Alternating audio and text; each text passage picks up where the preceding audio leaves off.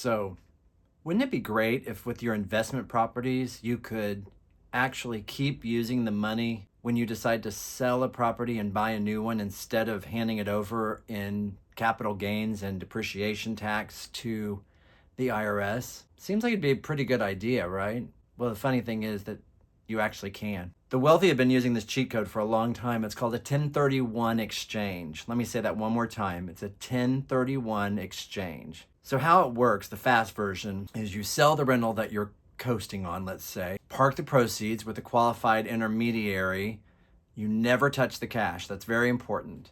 You buy a higher yielding property or equal or greater price within 45 days, close within 180 days. The results? Zero tax day, bigger monthly cash flow potentially tomorrow, and you start the depreciation clock over. Now, it doesn't mean that tax just goes away. It's delayed until such a time as you finally sell a property and don't go into an exchange. So for example, I had a client who had a midtown duplex and it appreciated over time very well, but the cash flow was just so. They sold it for $400,000 profit and $90,000 basically in used depreciation, which meant it would be about $127,000 tax bill. So they dropped the duplex into a 1031 and rolled every penny into a sixplex. The end result, their cash flow jumped from $1,100 a month to $3,300 a month, and they reset the depreciation clock, so they got to start over on the 27 and a half years in depreciation, and the IRS got nothing yet. That's not gaming the system. That's using the rules that are available smarter than the next landlord. So let's say that you have one unit and you want to buy 4 or 5, or you have 4 or 5 and you just want to go down to one simple, larger commercial property. This is an excellent way to rebalance your portfolio without having to then pay taxes by doing so. It's a wonderful way to really evaluate whether the rental that you're in now is really the most cost effective and the most cash flowing that is available.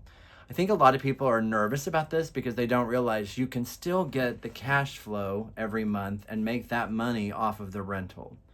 So it's not as if you're withholding all your profit. You're just not paying the capital gains and the depreciation tax yet. Now, here's where the wealthy sleep really well at night. Let's say you keep that property and you just keep swapping it until you drop. So what do I mean by that? You, over time, keep changing the properties and upgrading, never paying that tax, never dealing with the depreciation, and then you pass away. You leave that to your heirs, and upon your death, that property has what's called step-up depreciation. So basically, that property now is worth whatever the market value is the basis cost.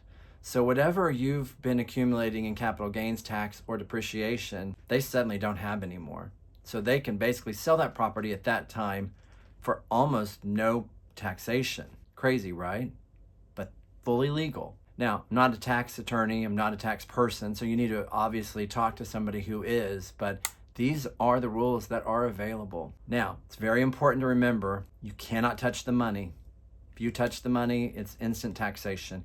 You need to really stay within that 45 and 180 day timelines. There are no extensions. And this is really, truly about business property and investment property. This isn't about your personal home. If this is something that sounds appealing to you and you'd like to discuss it, I'd love to talk further about it. I think it's very exciting that there now are ways that we can have the same benefit that other wealthy people have been using for years to build generational wealth.